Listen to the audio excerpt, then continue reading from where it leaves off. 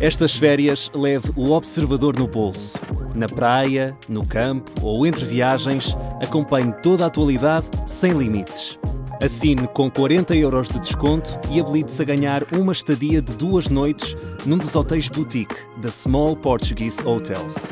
Este verão, desligue da rotina, não da informação. Assine em observador.pt. Horas.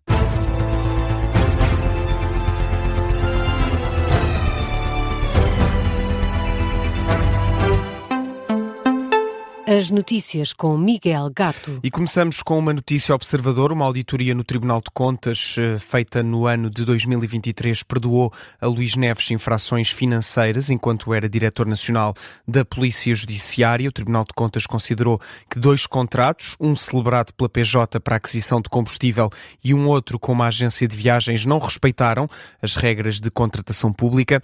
Ambos foram autorizados pelo então Diretor Nacional da Judiciária e atual Ministro da Administração Interna. Foram ainda levantadas dúvidas em relação a situações irregulares na utilização do cartão de crédito por parte da Judiciária para a compra de bens e serviços e a atribuição de telemóveis para os funcionários. Segundo o relatório da auditoria a que o Observador teve acesso, o veredicto sobre as contas da PJ no ano de 2023 foi favorável, mas com reservas. Foram identificados 11 aspectos que mereceram reservas na conduta da gestão financeira da entidade. Aqui estão também incluídas as verbas pagas à Constru Barcelos, a empresa do empreiteiro amigo de Luís Neves, que fez várias obras em edifícios da PJ e em casas do atual ministro. O Tribunal de Contas formalizou também cerca de 2 dezenas de recomendações. Sugere, por exemplo, uma revisão das normas e também uma revisão dos procedimentos internos da Polícia Judiciária. Esta é uma notícia que faz manchete a esta hora no site do Observador, assinada pelo jornalista do Observador, João Paulo Godinho.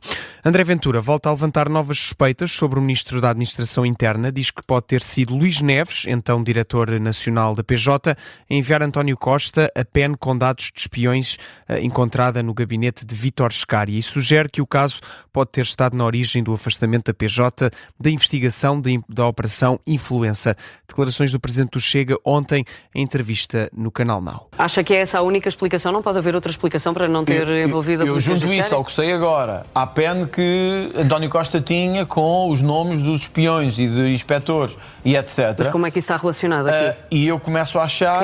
Onde é que a PEN está relacionada com Porque Luís é a informação que foi dada ao Primeiro-Ministro por alguém que sabemos que era muito próximo dele, que era Luís Neves. E, portanto, toda a gente sabe isso. Mas tem provas de que foi Luís Neves que deu essa Não PEN? tem provas, mas acho que deve ser investigado. Por isso é que há uma CPI, porque hoje há elementos muito sérios que estão à nossa frente que mostram que Luís Neves se deixou levar por cumplicidades políticas na gestão de uma instituição que tem que estar acima de toda a suspeita. André Ventura a acusar o Ministro da Administração Interna sem provas, mas a dizer que este fator, aliás, tem de ser investigado. O Presidente do Chega, que nesta entrevista abordou também outro tema, o da crise migratória em Ceuta. André Ventura acusa Luís Montenegro de cobardia política na reação. O líder do Chega diz que tanto a União Europeia como o Primeiro-Ministro português não lidaram bem com a situação e acusa mesmo Montenegro de querer agradar ao Presidente do Governo espanhol, Pedro Sánchez. Acho que a Europa esteve muito mal e acho que o nosso Primeiro-Ministro esteve muito mal, francamente. Mais uma vez por cobardia política. Mostra-se que não é um Primeiro-Ministro com força, com capacidade de decisão, para agradar aos espanhóis.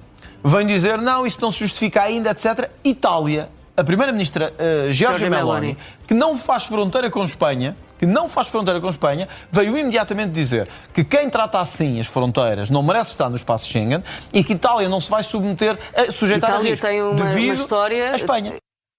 As críticas de André Ventura ao Primeiro-Ministro no Canal Now.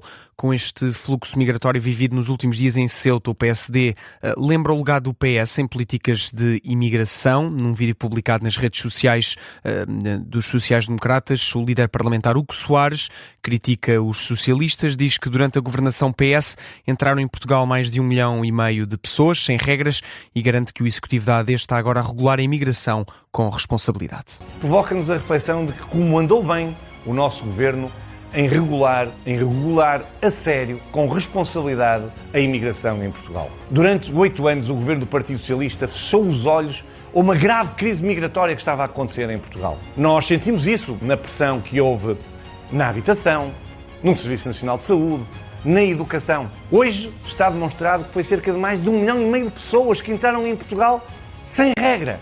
Isso não pode voltar a acontecer. Este legado do Partido Socialista que nós voltamos a denunciar e que condenamos efetivamente foi por nós resolvido. Chama-se regular a imigração com responsabilidade, segurança e humanismo.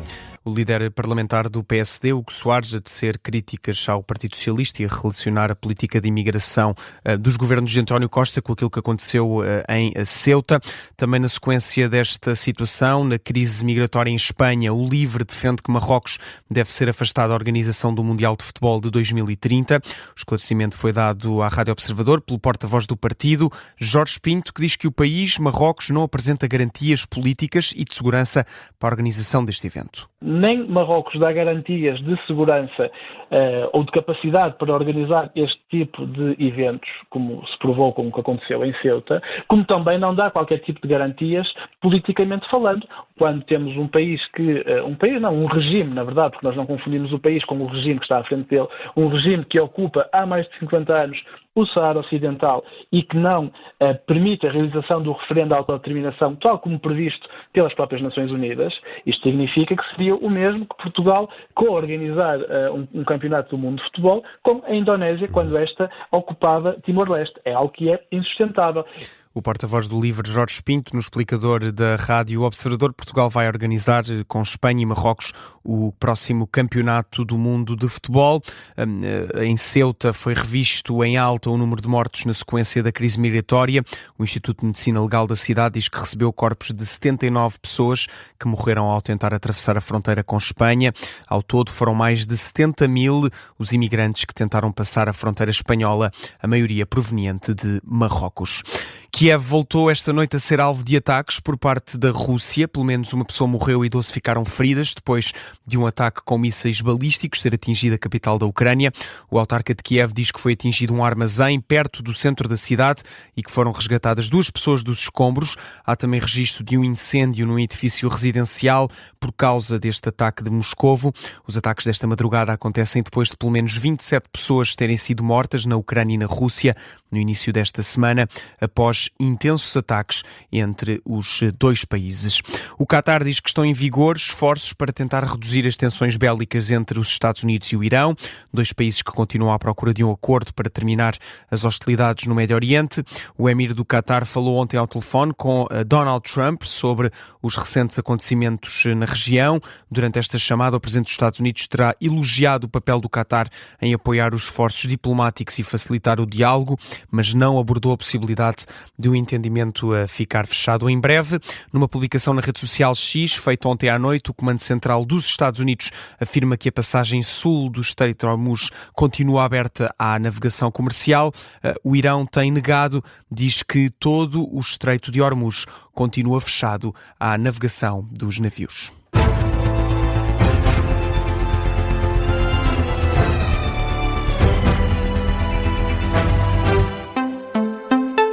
Este programa tem o apoio de BetClick.